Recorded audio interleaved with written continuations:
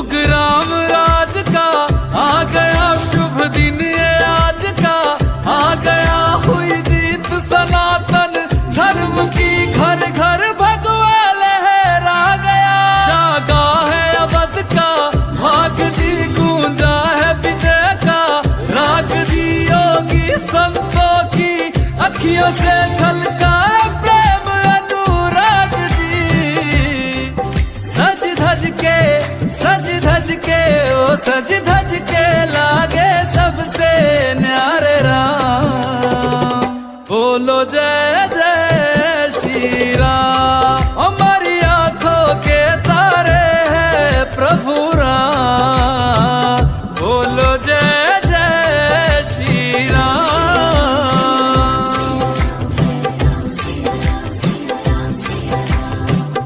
रघुनंदन का राज तिलक है, राज सिंहासन राम का हक है।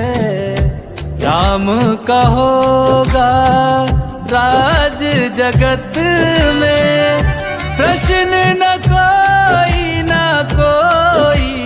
हम जो लोग भी यहाँ बैठे हैं वो कहीं न कहीं सामाजिक कामों से जुड़े हुए लोग हैं, या कहीं न कहीं हम साहित्यिक जगत से, सांस्कृतिक जगत से, धार्मिक जगत से जुड़े हुए लोग हैं। ये एक सेतु है जो आपके और हमारे को मिला रहा है, और हम आज क्यों यहाँ पर इकट्ठे हुए हैं। सबसे पहले भगवान परशुराम से शुरू करूंगा मैं, कि दुर्भाग्य ही हम सबका कि ये जो पीछे के 100-200 वर्ष गए, लोगों ने इतिहास को रीराइट करके, विकृत करके, और इस हद तक ले गए कि भगवानों को भी जातियों में बांट दिया। ये हम सब के लिए एक बहुत दुखद विषय रहा इस पिछले 200-300 वर्षों का, और हालात यहां तक बन गए कि भगवान महेश की जब नवमी आती है तो महेश्वरी समाज उस महेश नवमी को मनाता है, और हम बाकी सब लोग अपने घरों में या बहुत ज्यादा कुछ हो जाए तो सड़क पे खड़े होकर के लोकाचार के नाते शरबत पिलाते हैं, शोभा यात्रा में दूध पिलाते हैं, चाय पिलाते हैं। भगवान महेश तो महेश्वरियों के हैं। कल्पना करके देखो कि जिसने पूरी सृष्टि की रचना की वो एकमात्र महेश्वरी समाज के भगवान हो सकते हैं। हम रामनवमी है आज, तो फिर हम आज ये तय कर लें कि भगवान राम क्षत्रियों के हैं, भगवान कृष्ण यादवों के हैं, और नरसिंह भगवान की जब बात आएगी तो टंडन जी के पास चलना पड़ेगा पता करने के लिए तो ये नरसिंह भगवान कौन किस जाति के, ये तो बताओ ना, आदमी है ना और कोई प्रकृति है, क्या है। हमारे ज्ञान की विकृति जो हुई, जो हमको समझाया गया, महाराजा अग्रसेन मतलब अग्रवाल समाज, अरे महाराजा अग्रसेन के सिद्धांत को पढ़ लिया जाए और उस सिद्धांत को अगर देश की और अंतरराष्ट्रीय सारे विश्व की जो सरकारें हैं उस राजा की बात को मान ले, उसके सिद्धांत को मान ले, तो पूरे विश्व से सारा ये जो झंझट है कंटा ही खत्म हो जाए। ऐसे महान व्यक्ति थे महाराजा अग्रसेन। लेकिन उनका चौराहा अग्रवाल समाज ही बनाएगा, दूसरा कोई हम जाके प्रणाम कर लेंगे, हाथ जोड़ लेंगे, और इन विषयों पे कोई बात करना नहीं चाहता। और एक बात है विशेष, क्यों ये सामाजिक बात है, जातिगत बात है, अपनी इस पर चर्चा, भाई चर्चा नहीं करेंगे, हम तो एक ही लोगों की संतान है, हम तो परिवार है, हम आपस में एक दूसरे के साथ हमारा अपना जो रिश्ता है, उस रिश्ते के बीच में अज्ञानता की जो दीवारें पैदा कर दी गई।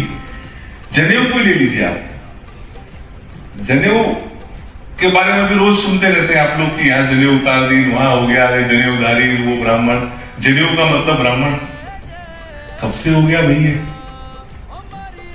आज भी कुछ ऐसे बुजुर्ग आपको मिल जाएंगे अग्रवाल समाज के, महेश्वरी समाज के, जिनके आपको जनेऊ पहनी हुई मिलेगी। आज भी विवाह जिसके भी होगा, छत्री हो और चाहे वो जाट हो और चाहे वो कोई जाति का हो, जनेऊ संस्कार उसके यहाँ भी होगा। एक विलक्षण संयोग लेकर आया है रामनवमी का पावन अवसर, जब हम प्रभु श्री राम के आदर्शों का स्मरण करते हुए स्पेक के स्थापना दिवस का भी शुभ अवसर है। इसी शुभ संयोग पर उनका भी जन्मदिन है, जिनका जीवन धर्म, संस्कृति और समाज के प्रति पूर्णतः समर्पित है।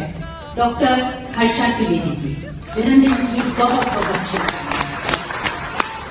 डॉक्टर त्रिवेदी न केवल एक विद्वान साहित्यकार, उत्कृष्ट वक्ता और कुशल संगठनकर्ता है, अपितु वे एक सृजनात्मक विचारधारा के वाहक है। आपके द्वारा 10 पुस्तकों का लेखन किया गया है। उनके द्वारा रचित नाट्य कृति सहारों का बंधन का विमोचन लंदन के ऊर्जा मंत्री ने तथा शब्द संधान का विमोचन गुजरात के राज्यपाल महामहिम आचार्य देवव्रत जी ने किया। आपकी जीवन रात कविता विश्व कीर्तिमान में दर्ज है। ये कविता आचार्य महाप्रज्ञ के जीवन पर आधारित है। आपके 30 से अधिक शोध आलेख राष्ट्रीय और अंतर्राष्ट्रीय शोध पत्रिकाओं में प्रकाशित हुए हैं। आपने संयुक्त राष्ट्र संघ जिनेवा में भारत का प्रतिनिधित्व करते हुए त्रिगुणात्मक प्रगति पर प्रतिभाशाली व्याख्यान दिया है। आपकी गहन रुचि हिंदी नाटक, पटकथा लेखन व अभिनय में है। लघु फिल्मों में रचनात्मक उन्होंने योगदान दिया है। वर्तमान में आप Vivekananda institute for professional studies Bikampura, Delhi में हिंदी के प्रोफेसर के रूप में कार्यरत हैं। डॉक्टर हर्षा त्रिवेदी जी, आप न केवल सृजनशील प्रतिभा की धनी हैं, बल्कि विवेकशील नेतृत्व की भी प्रतीक है। आपके कर्मशील जीवन और सांस्कृतिक समर्पण के लिए इस तक को एक वैश्विक पहचान मिली है। आपके जन्म दिवस के इस पावन अवसर पर हम ईश्वर से प्रार्थना करते हैं कि आपका उत्तरोत्तर यश, कीर्ति और स्वास्थ्य के प्राप्ति। आपके सृजन से समाज आरोग्यित हो, आपके चिंतन से संस्कृति पुष्पित हो और आपके पद से पीढ़ियां प्रेरित हो। उनको वक्तव्य के लिए आगे आमंत्रित करने के साथ ही मैं हमारी टीम की तरफ से उनको जन्मदिन की शुभकामना देते हुए एक गिफ्ट देना चाहूँ।